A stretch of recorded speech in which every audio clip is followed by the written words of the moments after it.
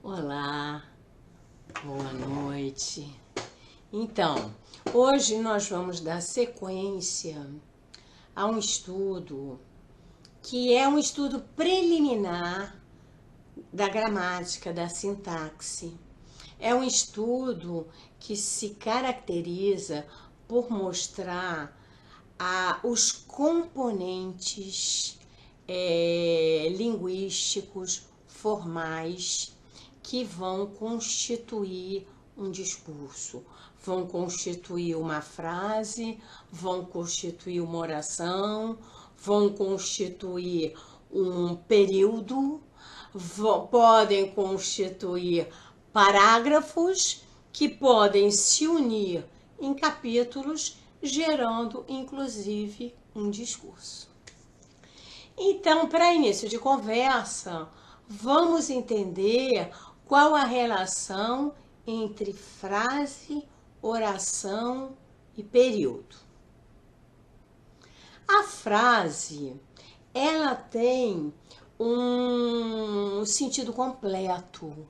A frase, ela não possui verbo, mas ela é perfeitamente compreensível pelo ouvinte. Ela tem o significado completo, não possui verbo, mas é compreensível ao ouvinte. Por exemplo, socorro, fogo. Quando eu falo essa frase, e aqui eu quero fazer um adentro, é lógico que a linguagem existe para a gente comunicar.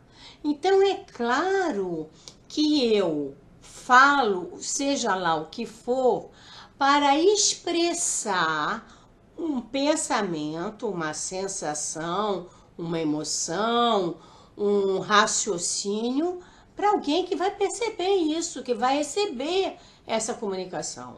Então, quando eu digo socorro, fogo, é claro que o meu ouvinte vai entender. Marília está em situação de perigo, e inclusive a situação de perigo se deve por causa do fogo. Mas a frase não tem verbo. Ela tem duas palavras, dois substantivos que se juntam, dando a noção completa da comunicação. Já a oração, ela pode ter ou não o significado completo, no entanto, ela possui um verbo ou uma locução verbal. A locução verbal são dois verbos que funcionam como um só. Por exemplo, vou explicar. Eu não estou tendo duas noções, uma de ir e outra explicar. Não quer dizer, quando eu falo eu vou explicar, não quer dizer que eu vá a um determinado lugar para fazer a explicação. Não, quer dizer que nesse momento eu explicarei. É uma locução verbal, porque só contém a informação de uma ação. Então, voltando, a oração pode ou não ter o significado completo, mas necessariamente precisa de ter um verbo. Então, um exemplo de uma oração que não possui o significado completo. Eu penso que essa oração tem o verbo penso, mas não tem o significado completo. É uma oração incompleta. Já eu escrevi um poema, eu aqui tenho uma oração com um verbo, escrevi, com um significado completo. Quando eu falo isso para o meu ouvinte, ele não vai ter dúvida nenhuma. E trata-se, portanto, de uma oração absoluta, se ela não tiver atrelado a uma consequência. Por exemplo, eu escrevi um poema de quem gostei muito. Aí eu estou dando duas informações. Uma, que eu escrevi o poema. A segunda, eu gostei muito do poema que escrevi. Então, nesse caso, eu escrevi um poema de que gostei muito. Trata-se de um período. Por quê? porque ele tem um significado completo e ele é composto por duas orações, visto que possui dois verbos. Escrevi e gostei. Até aí tudo bem? Então, se eu for acrescendo ideias a esse período, que é um conjunto de orações, portanto, que possui mais de um verbo, e o período possui o significado completo. Se eu quiser acrescentar outras informações a esse meu período, por exemplo, eu escrevi um poema de que gostei muito, escrevo desde que tinha 15 anos de idade e comecei a escrever influenciada por uma amiga que era poetisa e eu gostava muito dela, queria imitá-la. Então comecei a escrever. No início eu tinha muita dificuldade, mas hoje já me é muito mais fácil a escritura.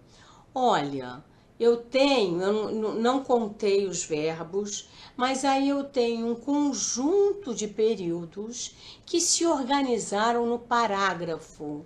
Por que parágrafo? Porque tem uma ideia central. Qual é a ideia central?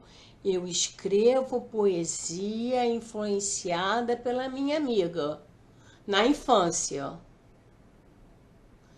Se eu quiser continuar, por exemplo, o meu pensamento, as amizades da infância são muito importantes porque elas podem influenciar para o bem as crianças, fazendo com que elas desenvolvam as habilidades que estão adormecidas em si. Pronto, criei já. Então, portanto, as amizades na infância devem ser incentivadas. Criei um segundo parágrafo, decorrente daquele primeiro, decorrente da ideia de que eu escrevi o poema porque estava influenciada pela minha amiga e já desenvolvi um outro pensamento mostrando a importância da influência das amizades na infância. E se eu quiser ir acrescentando várias ideias, vários outros parágrafos, tendo um discurso coeso e fechado, eu terei o que já estou dizendo, eu terei um conjunto de parágrafos formados por um conjunto de períodos que são formados por orações e que transmitem uma ideia ao leitor ou ao ouvinte. Viram como não é nada difícil? Então, quando o padre, o pastor, vai fazer o seu sermão, a sua pregação, ele vai se utilizar desses elementos linguísticos a fim de transmitir para a sua audiência aquilo que ele está interessado em transmitir. O político, quando vai fazer uma declaração, seja para a nação, seja para um outro político, seja para os eleitores, ele desenvolve, ele constrói um discurso que é formado por parágrafos, que é formado por períodos, que é formado por orações, tudo isso combinado, coeso e coerente. Ficou claro? Ficou claro o funcionamento das orações, das frases, dos parágrafos, dos discursos, e podemos ainda acrescentar dos capítulos, dos livros, das enciclopédias. Ficou claro? Então, espero que vocês tenham gostado. Até a próxima!